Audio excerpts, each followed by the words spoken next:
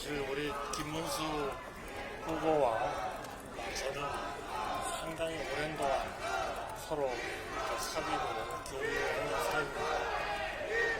경기도 지사를 하실 때에도 제가 여러 번 가서 한미 FTA 저희 타결한 내용을 우리 경기도 지사님을 포함해서 많은 경기도 직원들한테 제가 설명도 하고 거기에서 굉장히 우리 경기도 지사님은 당시에 어떻게 보면 과거에 노동운동을 하고 또 이런 정부에 이렇게 계신 적은 없었기 때문에 그런 하여튼 세계 전체 국제 경제 이런 것에 대해서 막 큰 그런 준비를 가지고 계시지는 않았을 것 같은데 제가 지금도 기억이 나는데 아니 한미 FTA 이렇게 해가지고 이거 우리나라에 무슨 득이 있겠냐 뭐 이런 지적도 하시고 그런 기억이 납니다.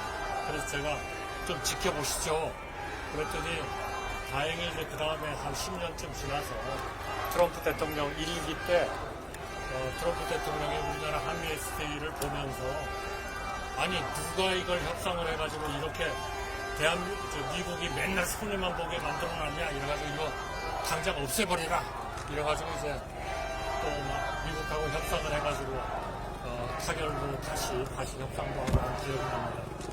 그만큼 우리 김문수 후보는 국가의 이익 또 국가가 어떻게 나가야 되는가 하는 것에 대해서 항상 깊은 사고를 해오신 분이고 또 거기에 따라서 본인의 행동, 본인의 철학 이런 것도 합리적인 쪽으로 이렇게 항상 바꾸셨던 분이고 저는 그렇게 기억을 하고 있습니다. 같이 국무위원으로서 역할을 할 때에도 항상 시각을 정말 국가와 국민 그리고 사회적 약자 이런 쪽에 두시는 그런 아주 훌륭한 동료를 계속 보아오셨다 이렇게 생각을 합니다. 저는 지금 거의 무소속으로 선관위에 예비 등록을 한 후보입니다. 예비 후보입니다. 그렇기 때문에 제가 대통령직에 출마한 예비 후보로서 제가 언론에도 나가서 인터뷰도 하고 또 외신 기자단 앞에서 브리핑도 하고 그리고 또 이낙연 총리나 이런 분들을 만나면서 이 나라를 어떻게 끌고 가야 되는가 하는 데 대해서 논의도 하고 그리고 뜻을 같이 하도록 설득도 하고 그렇게 하고 있습니다. 저는 분명히 무소속의 예비 후보다 하는 말씀을 드리고 싶고요. 거기에 따라서 모든 활동을 하고 있고 또 모든 우리 선거법에 의한 규제도를 같이 받고 있다 하는 말씀을 드리겠습니다. 오늘 단일화의 문제에 대해서 우리가 속 시원한 그런 해결책을 드리지 못한 것에 대해서 우선 국민들한테 죄송하다 하는 말씀을 드리고 싶습니다. 이유가 다 있겠지만은 저는 국민을 위해서 또 우리 국가를 위해서 지금 우리가 해야 하는 이런 절대절명의 일들 이런 것들을 덮을 수 있는 것은 아무것도 없다. 저는 그렇게 생각합니다.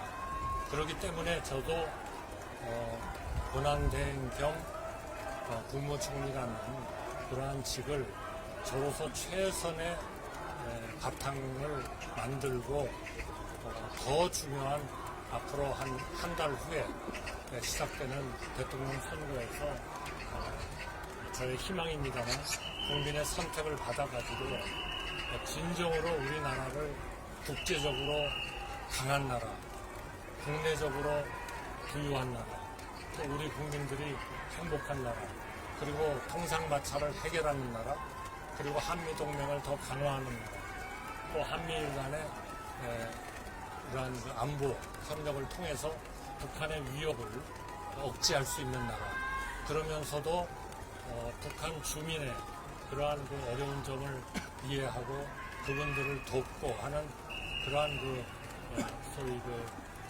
우리 북한과의 대화, 그리고 필요하다면 정상회담도 조건 없이 한다는 그러한 의지를 가지고 꼭 우리가 선거에서 승리를 해서 제대로 된 나라를 만들어야 되겠다. 특히 국내적인 이런 갈등 그리고 분열, 이것을 해결하지 않고는 절대로 우리나라는 경제나 외교나 국방이나 또는 민생, 사회 이런 데 있어서의 제대로 된 개혁을 할 수 없다. 저는 그래서 3년의 기간에 개헌을 마치고 저는 물러나겠다 하는 것을 분명하게 했습니다. 그리고 이를 통해서 우리의 사회적 약자를 보호하는 그러한 체제를 갖추어야 되겠다 이렇게 생각합니다. 제가 하나만 예를 들겠습니다. 지난 3년의 정부가 사회적 약자에 대해서는 좀 배려가 적지 않았냐 이런 얘기들이 많이 있었습니다. 제가 하나만 예를 들겠습니다. 우리나라의 가장 어려운 계층이 소위 기초생활수급자입니다. 이분들에 대해서는 저희가 생계급여라는 것을 지원합니다. 매달 한 160만 원 정도를 2023년에 지원을 했습니다만 2023년 한 해에 저희가 2024년에 지급할 생계급여를 총 21만 3천 원 월입니다. 4인 가족 21만 3천 원을 증가시켰습니다.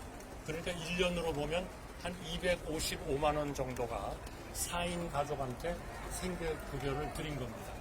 그런데 그 전 정부, 문재인 정부죠. 5년 동안에 생계급여가 늘어난 금액은 19만 6천 원입니다. 저희가 한 해에 늘린 21만 3천 원보다 문재인 정부 5년 동안에 늘린 월 4인 가족 생계급여가 더 작습니다. 저희가 그만큼 사회적 약자, 일종의 제3의 길을 가려고 노력을 했다. 그런 말씀을 드리고요. 제가 국민의 선택을 받는다면 저도 그러한 우리의 자유민주주의 그리고 시장 경제를 기초로 하면서도 사회적 약자를 보호하기 위한 그러한 제3의 길을 우리의 정책의 어떤 베이스로 기초로 좀 가져가려고 합니다. 그러려면 헌법이 개정되어야 되고 통상의 관세 폭탄이 해결돼야 되고 그리고 국민과 동행하는 그런 사회적 약자를 위한 국민과의 동행이 이루어져야 된다. 이런 엄청나게 중요한 것, 우리의 관여하기 위해서 만약에 지금 민주당의 이 정권이 나오면 어떻게 될 것 같으냐, 저는 정말 생각하기도 싫습니다. 이제까지 발표된 그러한 정책을 봐도 정말 우리나라를 국제적으로 사랑받고 존경받는 그런 나라를 만들고 국내적으로 번영하고 안보에 있어서의 강하고 우리 국민들을 사회적 약자를 보호하고 그리고 소위 거시적으로 우리 건전한 재정 건전성을 유지하고 국제 수주 흑자를 이루고 그리고 생산성이 높은 경제를 이루어가지고 이것은 주로 이제 우리 협치라든지 소득과 자산의 분배의 어느 정도의 적절한 조정이라든지 이런 것들이 필요한 거죠. 그러면서 좀 미시적으로는 우리 국민들의 행복과 직결되는 좋은 일자리, 주택, 의료, 그리고 교육, 그리고 우리 국민들이 아주 부자로는 부족할지 모르지만 상당한 정도의 생활을 할 수 있는 연금 제도의 개혁, 그리고 우리나라에 이렇게 부족해지는 인구 문제를 해결하기 위한 그러한 저출생 문제 이런 것들을 해결해 나가야 된다 이렇게 생각합니다.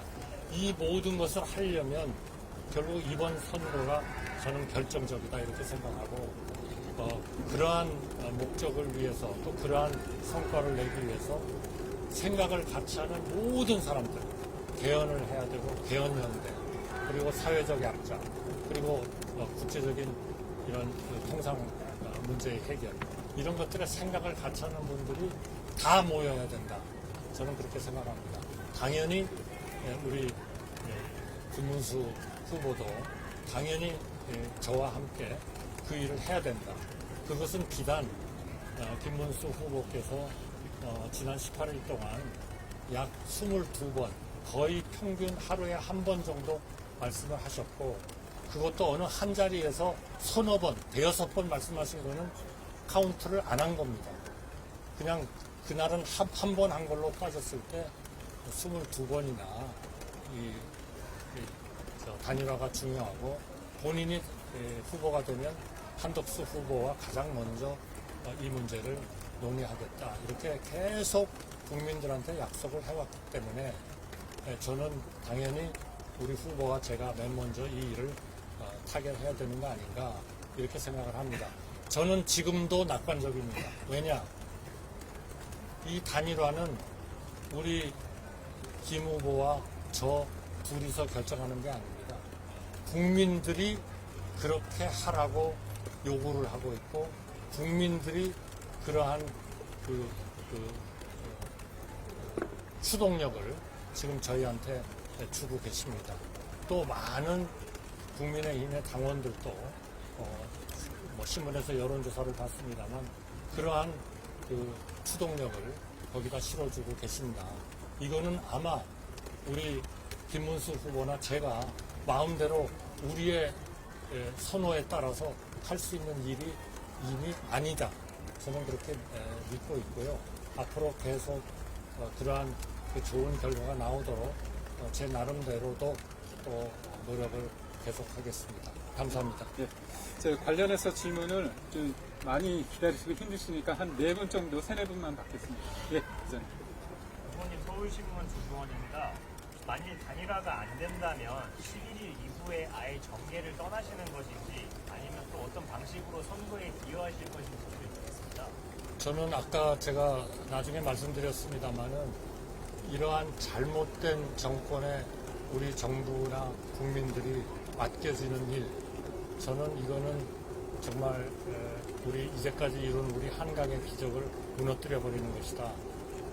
지금 국회의 그 권력을 가지고도 이렇게 31명에 대해서 탄핵 소추를 하고, 또 경제적으로 보거나 우리 국민들을 위해서도 도움이 안 되는 그런 법안을 계속 만들어 가지고 정부에 던져서 결국 제2요구를 하게 하는 이런 국회의 그 막강한 그러한 권력에 행정력까지 들어간다면 그거는 브레이크 없는 열차가 돼버린다고 생각합니다. 이제는 어느 누구도 제2요구권, 소위 말하는 거부권을 행사할 수도 없는 상황이 되고, 아마 본인들의 죄를 면제시켜주는 법을 만들어서 정부에다가 내던질 겁니다. 다 공포가 될 겁니다. 이런 어느 누구도 법 위에 설 수 없다는 그러한 우리의 그 전통적인 법치주의가 깨지는 겁니다. 지금 저는 걱정하는 거는 우리가 걱정하는 그 정당, 걱정하는 그 지도자는 선택적 법치를 하고 있다. 이렇게 생각합니다. 본인한테 유리하고 본인의 조직에 유리하면 잘하는 거고, 그 재판관이 잘하는 거고, 그 법원이 잘하는 거고, 본인들한테 불리한 거를 한 재판관과 법원은 전부 다 말하자면 엉터리 법관이고 엉터리 법원이고 손을 봐야 하는 그러한 조직이고, 이런 정말 이제까지 우리 김문수 후보가 말씀하셨듯이 이제까지 어느 정권도 그러지 않았다. 제가 모셨던 김대중 대통령, 제가 모셨던 노무현 대통령 절대로 그러지 않았습니다. 다 시장을 중시하고 자유민주주의를 지키려고 노력하셨고, 그리고 지금과 같은 그런 정말 말도 안 되는 법을 만들어가지고 정부한테 막 디디미는 그것이 전부 다 표에 도움이 된다고 착각을 하고 있기 때문에 그렇습니다. 절대로 우리 국민은, 현명한 우리 국민은 그런 생각을 하고 계시지 않고 그런 선택을 하시지 않으리라고 생각합니다. 네. 예. 시사인 권은혜 기자라고 합니다.